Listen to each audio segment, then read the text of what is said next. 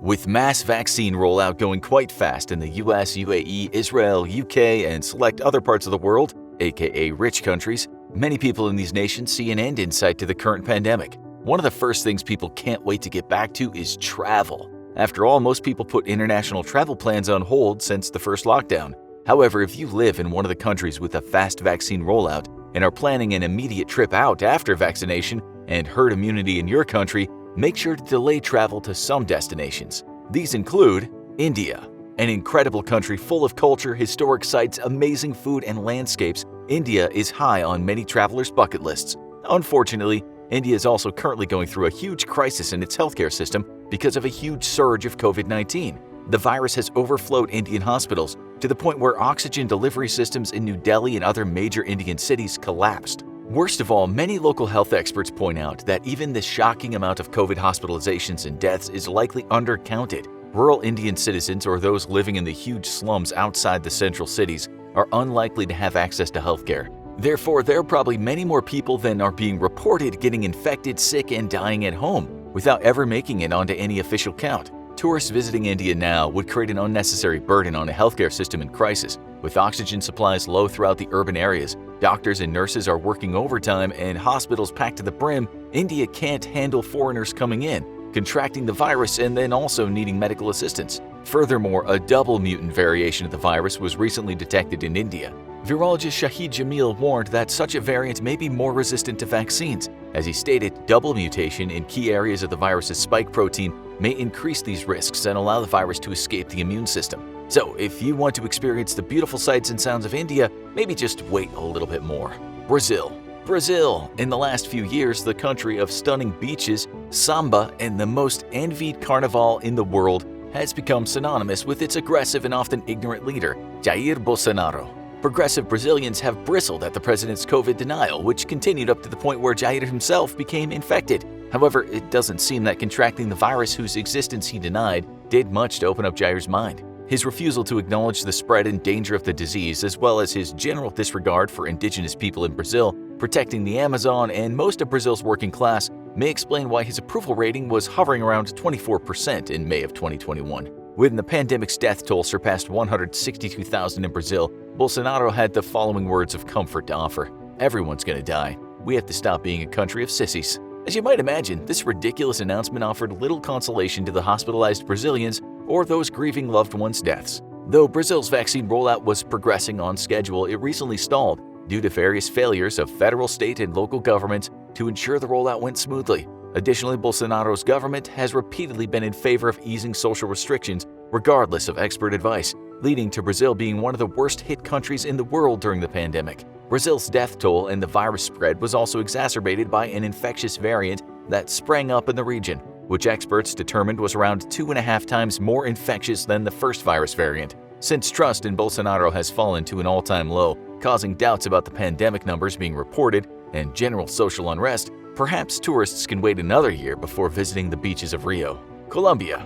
Heading further north on the South American continent, you may have caught wind of Colombia in the news lately. Though the country has instituted a strict lockdown, it has recently experienced another deadly surge in viral spread around the country. However, there are other problems to deal with in Colombia right now.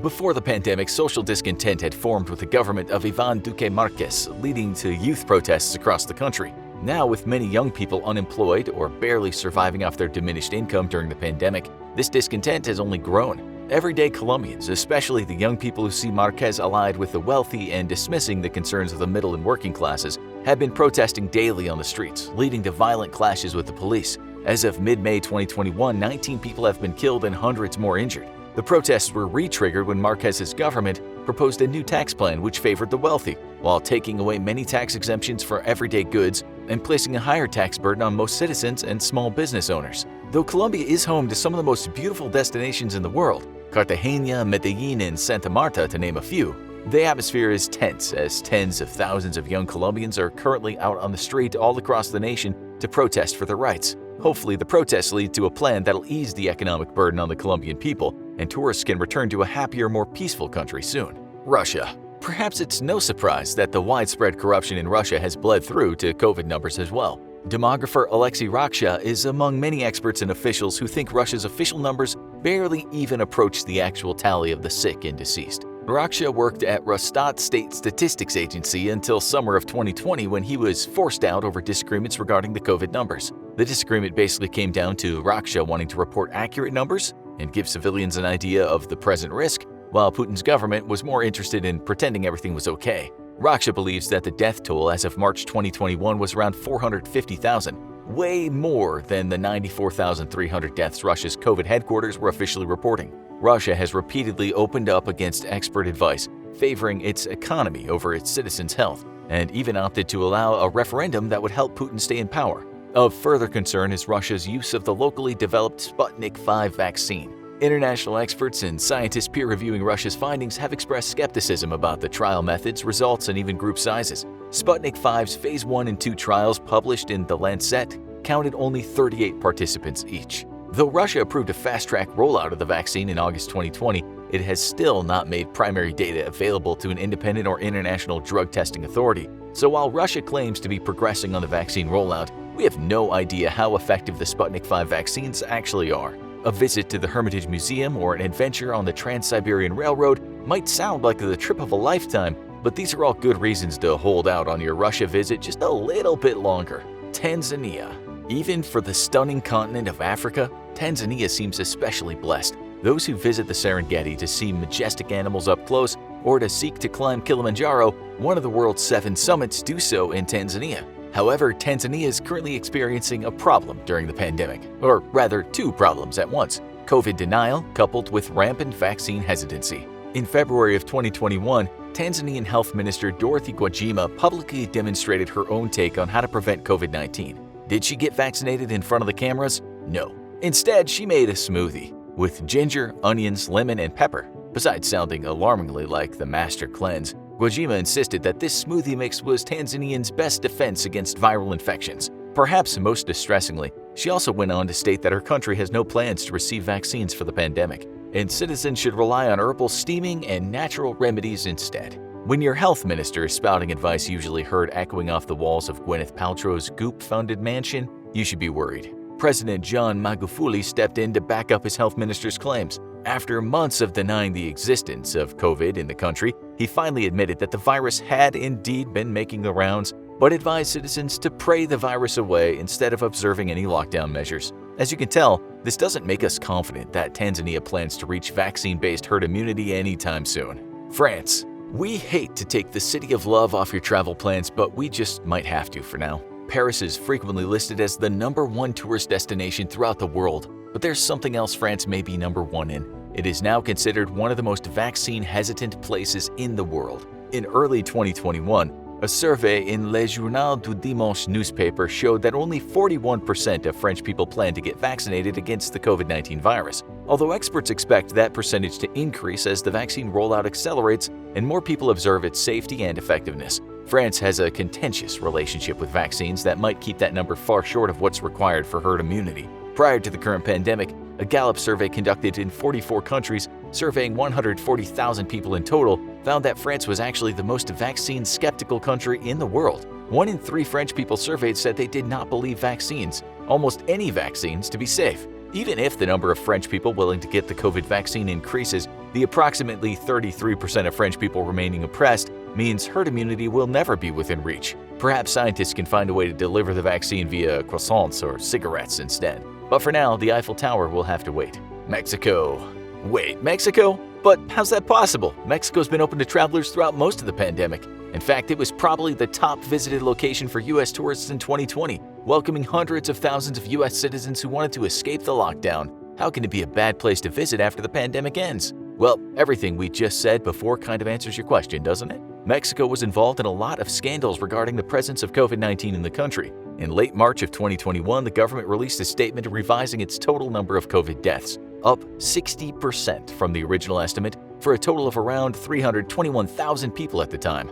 Back in December of 2020, the virus was spreading like wildfire throughout the country, and especially in the densely populated Mexico City, with a central urban population of almost 9 million and a metro population of 21.8 million people. COVID spread almost completely unchecked and did untold damage to Mexico City's massive population. Federal officials kept insisting that the virus was at bay, spreading for sure, but nowhere near the levels that would necessitate a lockdown. However, independent journalists, including reporters for the New York Times, found that Mexico City had far suppressed their own thresholds while shoppers, diners, and others were still clogging the streets. President Andrés Manuel López Obrador was accused of downplaying the pandemic, partly in order to keep tourism, especially tourism from the U.S., open.